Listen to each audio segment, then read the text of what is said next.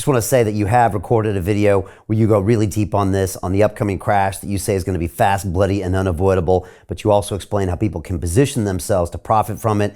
Again, people can watch that video at londonreal.tv/Jim. I highly recommend everyone watch that video. It won't be available on socials.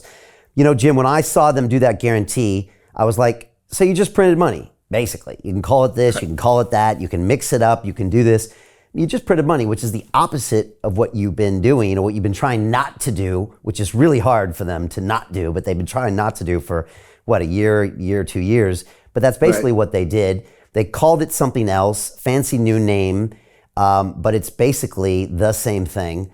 And like you said, it's the largest bailout in history, but they would never say that. You're like the only one telling people that that's the case if you really drill down on the numbers.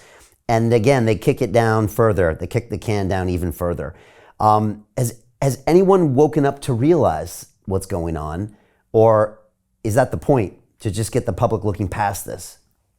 That's the point. The universe of people who really understand this, certain lawyers, certain regulators, certain analysts, they're just experts because it's what they do, is pretty small.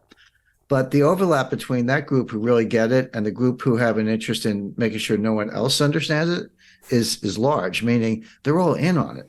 The number of people who really get it, they can raise their hand and say, I'm an expert in federal finance, government securities and repo and off-balance sheet accounting and all that. And I think you're trying to pull the wool over people's eyes. That's like a handful. I mean, and, I'm one of them. There are others, glad to say. But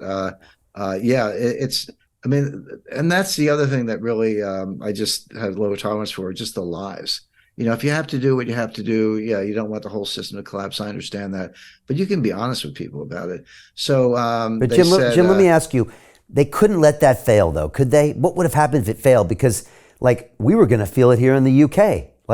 The prime minister was meeting with the chancellor about what they were going to do, and then Israel's got companies. I mean, if they had let that sucker fail with 97% of the deposits, USDC, the stablecoin, was depegged, which boggled my mind that the CFO wasn't fired that weekend for keeping 10% of his money in an unsecured deposit account. I don't know where to get started, Jim, but what would have happened if they let it fail? Well, one thing I really like about Britain is every regulators, politicians, they mess up and they make mistakes, and it happens all over the world. But the British are really good at stepping up. They resign. If you've done very badly, you're a minister or head of something, and just things go badly on your watch, even if it arguably wasn't from, they resign. So I'll just resign. And Japanese do too. And someone takes their place. In America, we act like nothing's wrong. Nobody resigns. Nobody takes responsibility. I would have said Jay Powell, Michael Barr, who's the vice chairman of the Federal Reserve for supervision. So he's the guy who wears the regulatory hat. Powell's the chairman. And Mary Daly, who's the president of the Federal Reserve Bank of San Francisco. Why haven't all three of them resigned or been fired? This was not arcane. I'll grant, Brian, that you can get into derivatives and crazy off-balance sheet structures, and very few people understand it. You don't see it coming. Okay, that's true. But this was simple. These were 97% uninsured deposits ready to run out the door with massive bond losses. And they were in like 30-year bonds, 10-year notes to 30-year bonds. It wasn't like you had treasury bills. So you can always sell a treasury bill and maybe take a little hickey, but not really. So you can have a government security, which is a treasury, almost no credit risk. I won't say none, but almost no credit risk.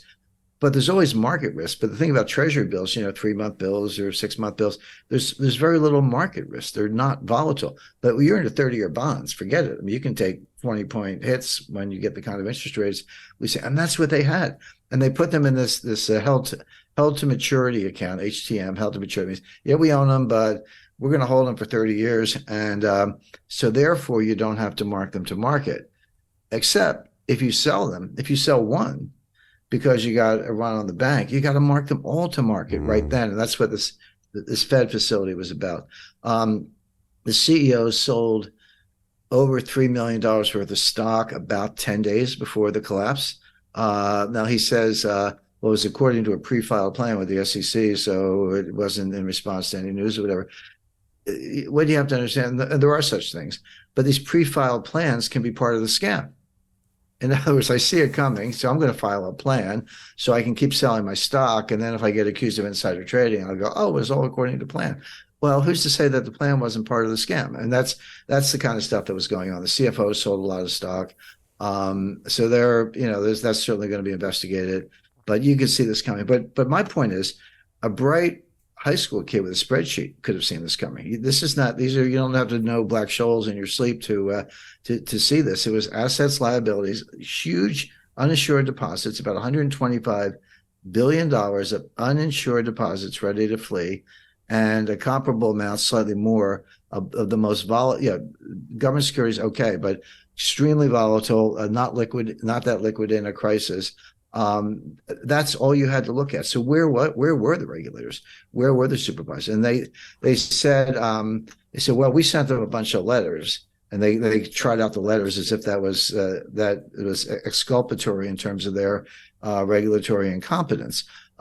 It wasn't. If anything, it made it worse, because oh, okay, you actually knew about it and didn't do anything.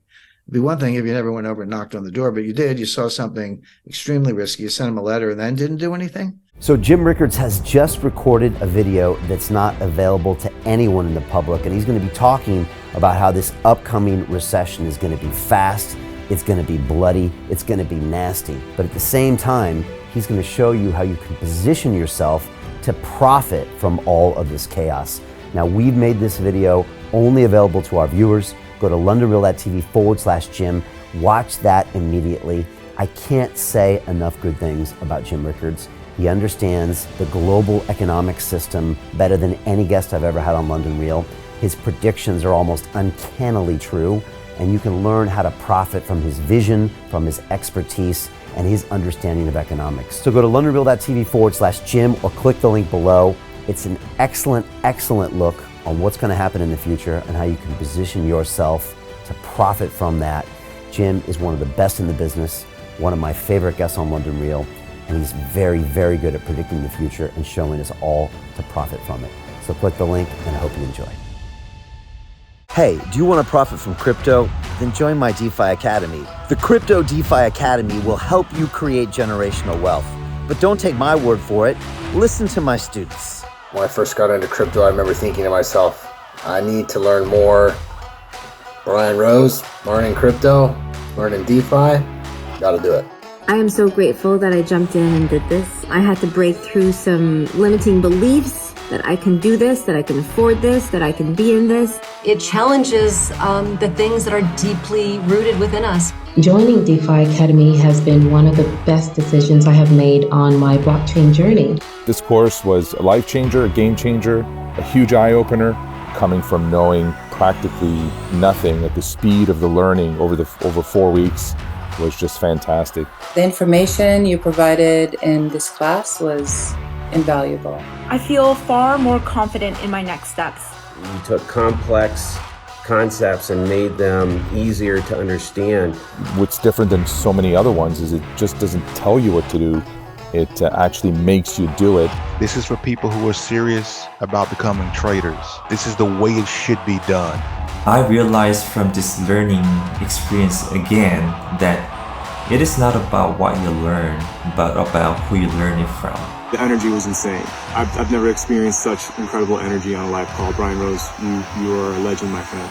It's the only thing in the market where you can get all information and learn everything what you need to know. Everything is so clear and so well done, and I'm just forever grateful for this program. It made me feel so much more confident about crypto than I did before. I did not anticipate how passionate I was going to become about it. It's also been like a big learning experience for me, not just in the crypto space, but just an overall balance of life. What I've learned is, how to take ownership, of my life in a way that I really hadn't before. Yeah, you can't put a price on that, really. I would recommend it to anybody, top notch. Excellence does not come cheap. So if you want excellence, you got to pay for it, but it's so worth it. Pull the trigger. That's what this course is about. You're not going to regret it, really. It's amazing. Thank you, Brian and team. So what are you waiting for? Crypto is happening now. Click the link below, submit your application, and let me mentor you on how to create generational wealth and build the decentralized financial infrastructure of the future.